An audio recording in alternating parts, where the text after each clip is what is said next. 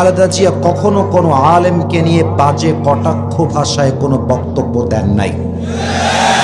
তিনি আলেমদের পক্ষে কথা বলেছেন এবং তিনি তার বক্তব্যে স্পষ্ট ভাষায় বলেছেন, মাদ্রাসা শিক্ষার সাথে, আলেমদের সাথে, ইসলামী আন্দোলনের সাথে জঙ্গিবাদের ন্যূনতম কোনো সম্পর্ক নেই। এবং তার স্বামী শহীদ প্রেসিডেন্ট জিয়াউর রহমান ধর্ম নিরপেক্ষ মতবাদকে মুছে দিয়ে তিনি বলেছিলেন, বাংলাদেশের প্রত্যেকটা আইন পাশ হবে আল্লাহর উপরে আস্থা এবং বিশ্বাসের মাধ্যমে। উনি চলে গেছেন আমাদেরকে একা করে। আমি দোয়া করি এমন নেত্রী যেন আগামীতে বাংলাদেশে আবারও জন্ম নেয়। পড়েন সবাই আমিন।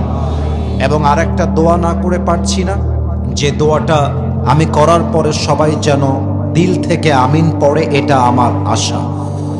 দেশনেত্রী বেগম খালেদা জিয়া, শহীদ প্রেসিডেন্ট জিয়াউর রহমান, আমাদের কলিজার টুকরা প্রিয় রাহবার আল্লামা দেলোয়ার হোসেন সাঈদী সহ যারাই এই দেশের মাটির থেকে বিদায় নিয়ে অন্ধকার কবরে চলে গিয়েছে, আমি দোয়া করি আল্লাহ সকলের কবরটাকে যেন জান্নাতুল ফেরদাউসের উঁচু মাকাম হিসেবে কবুল করে নেয়। পড়েন সবাই আমিন।